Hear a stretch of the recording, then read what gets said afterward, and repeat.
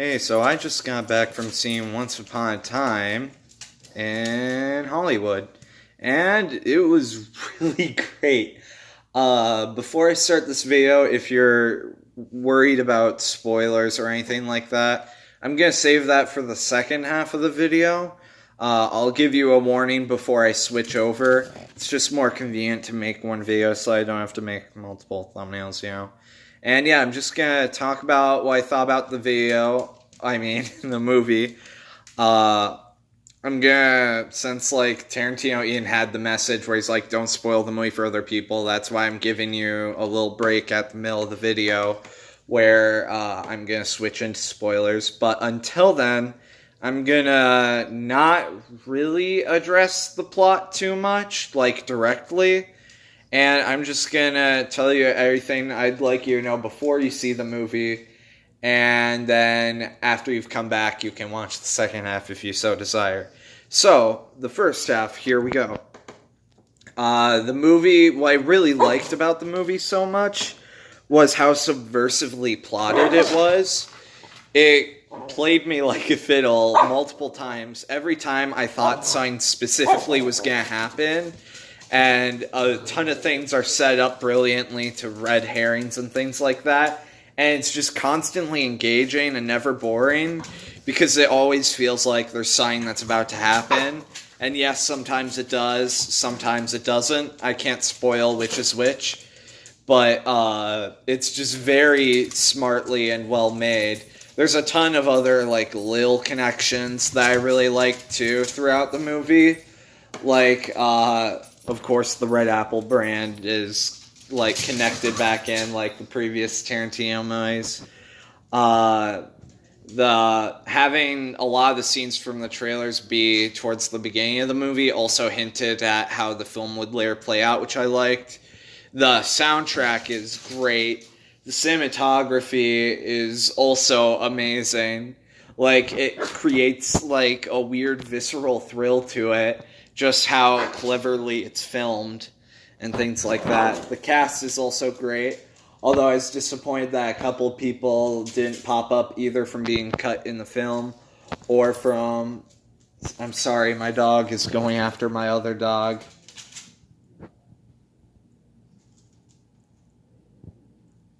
Or not. I'll just cut back when she decides to do something. Sorry, I can't control what my dogs do. That was a little distracting. Yeah, so I really liked it. What's something else I can address? I know I was talking about the cast. The cast is great. There's a ton of recognizable people, some of which are newcomers to Tarantino, some of which are returning stars.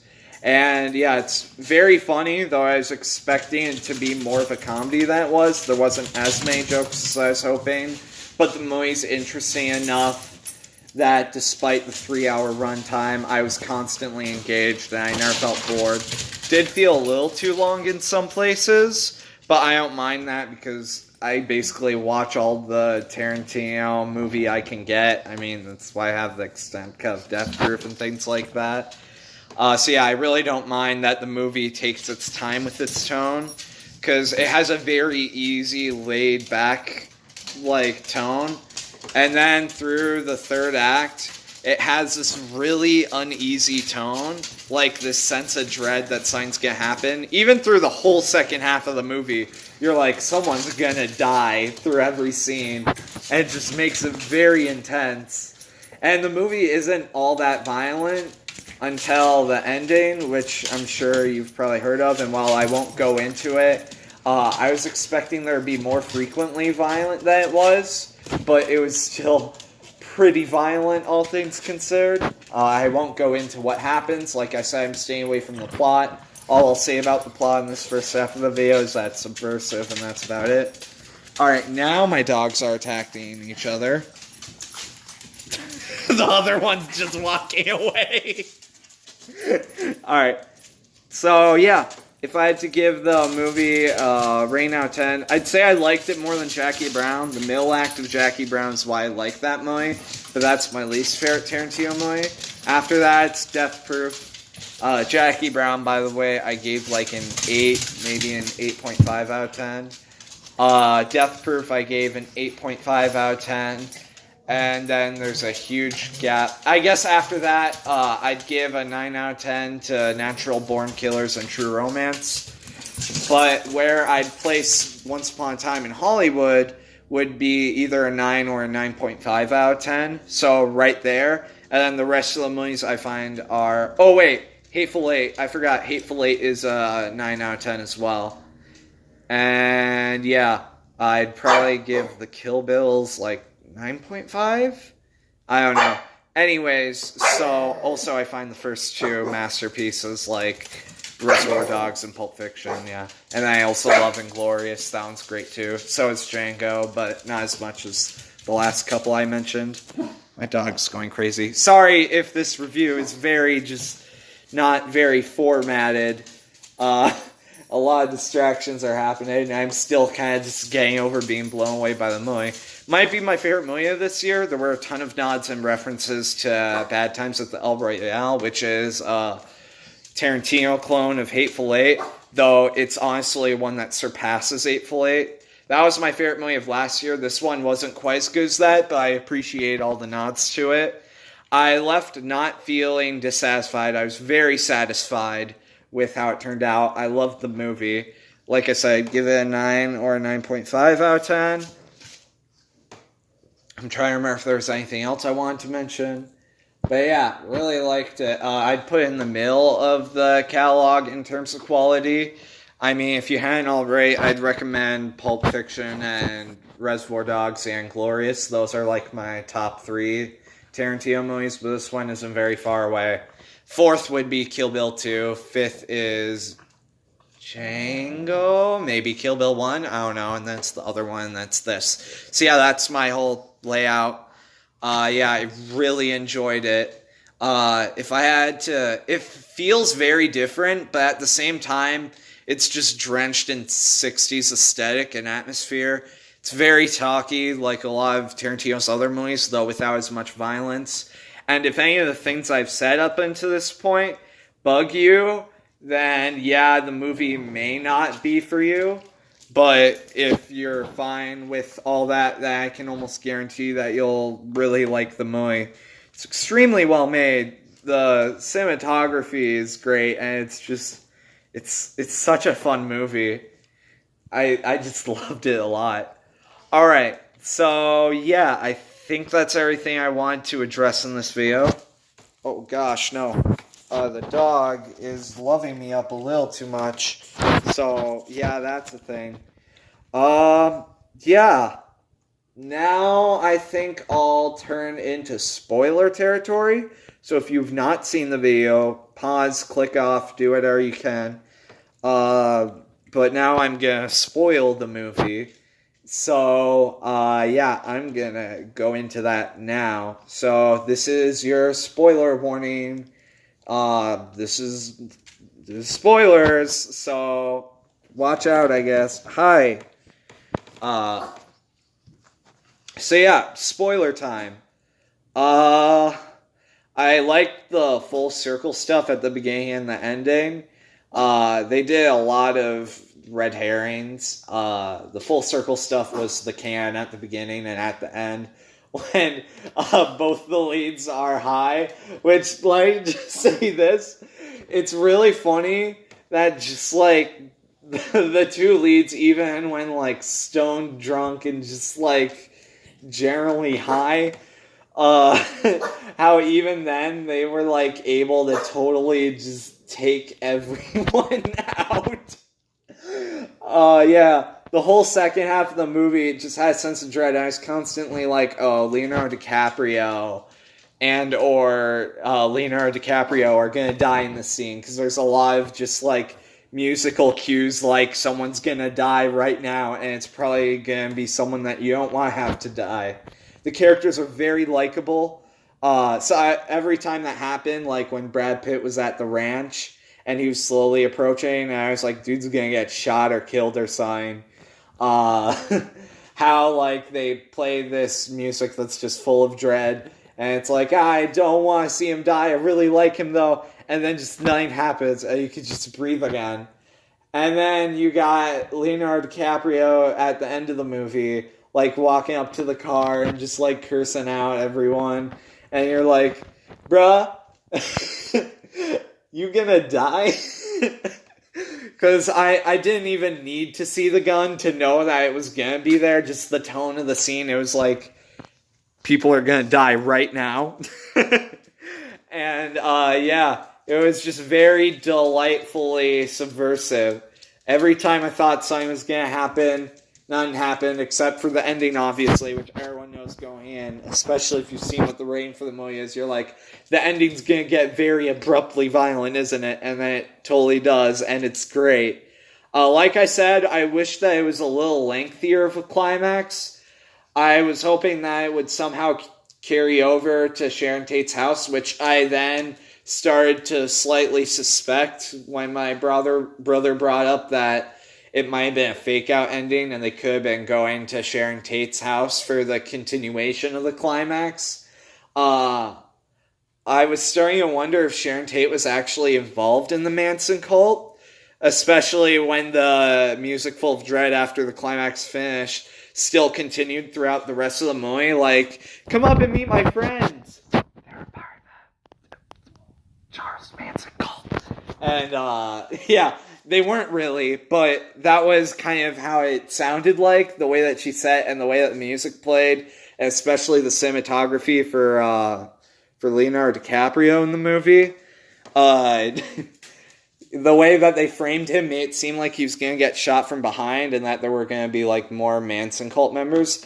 I didn't know much about the true story going in. My prediction was that Sharon Tate was going to end up killing Charles Manson, but I didn't know that his goons did the dirty work both in the film and in real life. And yeah, so Sharon Tate had nothing happen. She was just a carefree spirit and just like really happy-go-lucky, and she brought like a very wholesome tone to all the scenes of nothingness that she was in, which is really funny because she mentions at one point that she was a porn star at one point, though she says it basically as wholesomely as one can. And yeah, it's funny that nothing happened to her and that all the main characters made out fine and that the only people to die in the movie were Manson's goons, who were just not smart. Also, they had some clever quotations from real life and how that played out, which is interesting. The specific lines that they said that felt really out of place were the ones that were actually said in real life, so it doesn't really bug me anymore, though that was one of the problems I had with the movie, though I thought it was a little too long, amongst other things. Yeah, if you want like the end of the tour style movie where you're just chilling out with like a bunch of characters with occasional jokes and stuff, like you'd love it. That's why I loved it. I knew what to expect going in because I heard a lot. The ending was so violent though. Brad Pitt just slamming everyone into everything. Just like trying to turn their brains into jelly, like in Drive. It reminded me a lot of the elevator stomping scene. And it reminded everyone that I went with of that too. Yeah, the ending's a lot of fun. It was just crazy. Like, it was just bonkers. It was very cleverly trying to make you think that both the leads, or at least one of them, was going to die, with them just being hooked on substances during the ending of the film. So it's like, oh, the slop of the can from the beginning and the end is probably going to mask the bullet shots. Same with like the radio being turned up. And there's all these just like bad signs. And you're like, please don't kill them. They're like really fun characters. It reminds me of Jules in Pulp Fiction. I won't spoil it. But in that one, that was one of the characters where I'm like, please don't kill him. I don't want him to die. I really like him. He's a really good character. Yeah, it reminded me of that. I won't go into spoilers for any other movies. Yeah. Since this is the spoiler section of this movie, I will bring up that, of course, it didn't go the way that history went, because, duh. There's a lot of clever tie-ins to the 60s, like, Mrs. Robinson, which played during The Graduate. Rosemary's Baby, and the director of that one. I caught a lot of them, I think. I think I caught most of them. Bruce Lee working with Sharon Tate actually did happen, so that's another interesting tidbit that I learned since I came home. Yeah, there's just a lot to love with this movie. It's a ton of fun. I hope you enjoyed it as much as I did. I'm really excited for what Tarantino has planned next. Whether Kill Bill 3, Star Trek, I don't care. Dora the Explorer, I don't care. His movies are so much fun to me. I've enjoyed every single one of them, and I can't wait to see his 10th and final film, as he says in interviews at the time of this recording anyways. Yeah. And yeah, I hope he does continue to do screenwriting and stuff like that for other directors after he's done with his 10. Or if he just writes and directs more, I'm totally on board for that too. I'm just glad that this was my first Tarantino movie in the theater, and I'm very happy I got to watch it. It's a lot of fun. So yeah, I'm trying to think if there's anything else I didn't address that I want to. Oh yeah, the actors that I was disappointed that they didn't pop up. Samuel L. Jackson's been in all of the main series films of his since Pulp Fiction. No, since True Romance. Yeah, that and Pulp Fiction. So I was surprised that they didn't get him to be the narrator that Kurt Russell was. Kurt Russell was a narrator and a character, which was interesting. Both are fairly brief. But I thought they could have had Samuel L. Jackson reprise his role from Inglourious as the narrator. Thought that would have been cool. And then I was really disappointed to hear that Tim Roth was cut from the movie, because I was really looking forward to that, because I feel like Tim Roth isn't in as much stuff as I'd like, though, hey, at least Loose is coming out, so I have that to look forward to. So yeah, really enjoyed it. I'm not mad about, like, anything. I just really enjoyed the atmosphere, and while it didn't feel particularly as well written as the writer-director's previous efforts, it's still my favorite movie of this year. Like I said, it's not as good as El Royale, though they're both amazing. Hateful Eight was also amazing, but I'd have to pick Bad Times at the El Royale over that one as well. So yeah, hope some of the things I said rang true. And if you didn't enjoy the movie, sorry, there's nothing I could do about it. I wasn't involved anyway. But yeah, really enjoyed it. So, my next review, I don't know what it's gonna be on. I'll try to continue to do more videos in the future. Hope you enjoyed the review. I hope you have really good days. And yeah, see you in the next video. Bye-bye.